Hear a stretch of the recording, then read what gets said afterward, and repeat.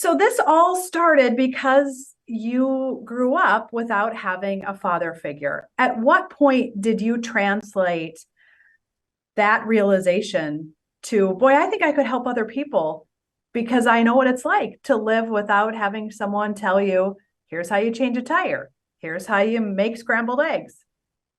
Yeah, I've gathered information throughout my life from all kinds of different sources. My roommate, when I was 19, taught me how to tie a tie.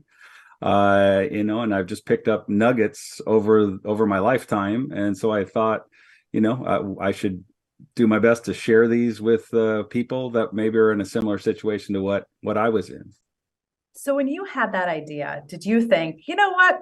I would like to have millions of subscribers and a book deal and Lowe's showing up and putting me on a commercial. I'm guessing you did not. Yeah, not at all. I've been at the same job for 30 years, and I wasn't planning to switch careers. I was closing in on retirement. I am finally now to the point where I trust it. I thought I was only going to have at the beginning. I thought I'd have 30 or 40 followers, and I was just trying to create this community that I just help some people that maybe could use a little bit of help. And so yeah, it caught me totally by surprise. I'm an introvert, and so I was actually terrified when my face was plastered all over the internet. So I've come to grips with it now. I'm 2.5 years in, so I'm good with it. A career flip your script happening when you're thinking about retirement and you go a totally different direction. How has that been for you just navigating it all?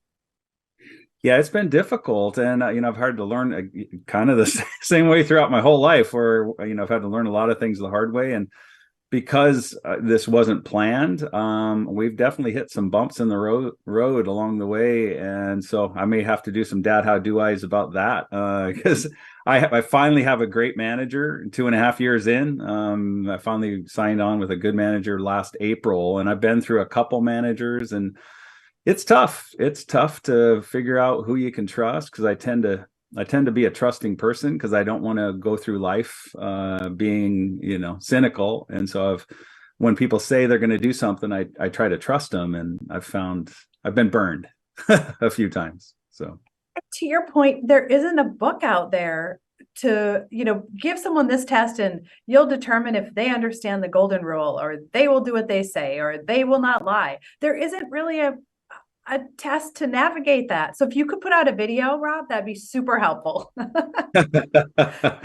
yeah, that'd be a difficult one. It's just so hard. I've always tried to with my own job. I've been in sales, and I've always tried to under promise and over perform so that I kind of surprise my new customer that, hey, I'm going to do this for you. And I kind of held that back, where I've unfortunately had a lot of people make all kinds of promises, and then you sign with them and do everything you can to try to make sure that it's a good fit. And then it's like, well, what happened to this excitement that you had prior to getting me to sign? So yeah, so it's been a little bit. I don't know if a little bit sad. I guess I can't think of another word off the top of my head, but a little disappointing. And it's fascinating to me when people like yourself with backgrounds where you've had people disappointing you since you were a child. I mean, disappointment in people is not new to you. And yet you have enough faith in humanity that you go back and believe it when people tell you they're going to do something and you trust. And your trusting persona and the values that are just exuding through these videos, you're not a bitter person. You're not an angry person. Maybe you are, and you're just a really good actor. Who knows? But how did you not sort of lose your soul and your faith in humanity through your childhood because you had parents that disappointed and abandoned you?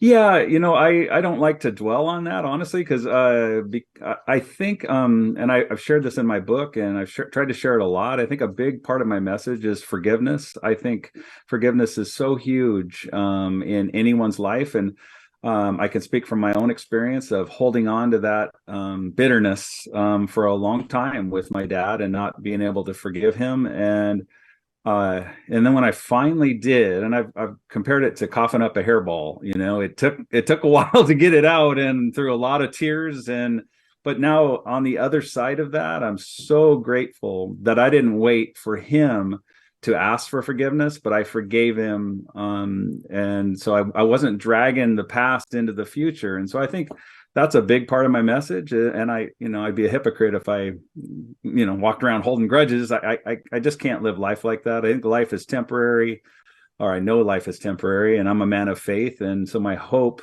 isn't necessarily tied up in my day-to-day life. It's much, much bigger. And you try and give those values in your videos, and yet it is such a juxtaposition, I would say, to so many videos that are out there, because in the videos that I've seen and what I've researched about you, I don't hear negative language. I don't hear putting people down. I don't hear ripping on society or politics or polarization or objectifying women or some of these things that are out there in a lot of videos, and videos that do really, really well. You've had this old-fashioned sort of vibe that works.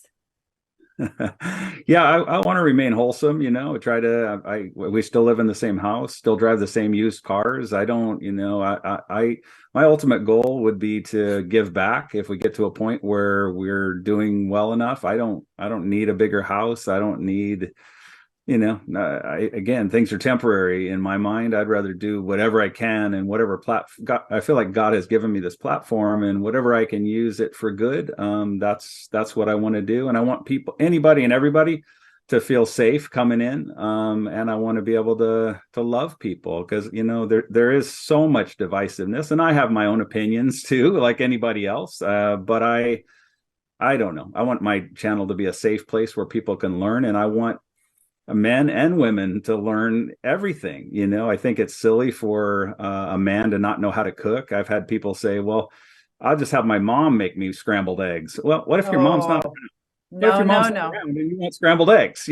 I'm like, what, we got to get away from that mentality. And then I've also had, on the flip side, I've had people say that, my dad didn't teach me how to tie. This is coming from a woman. My dad didn't teach me how to change a tire because that was a man's job. And I'm like, what if a man's not around and you're stranded and your tire is flat? Are you going to hope that a nice man comes around and helps you? I'd rather equip everybody to know how to do as much as you possibly can. And, my life, my life is short. I'm closing in on 60. I still feel like I'm in my mid-20s, but I look in the mirror and realize I'm getting to be an older person. And so, I don't know. I want to make sure anybody and everybody is empowered to be able to do anything. Why limit yourself to, no, I just can't learn that. Well, if you take baby steps, you'd be amazed at what you can learn.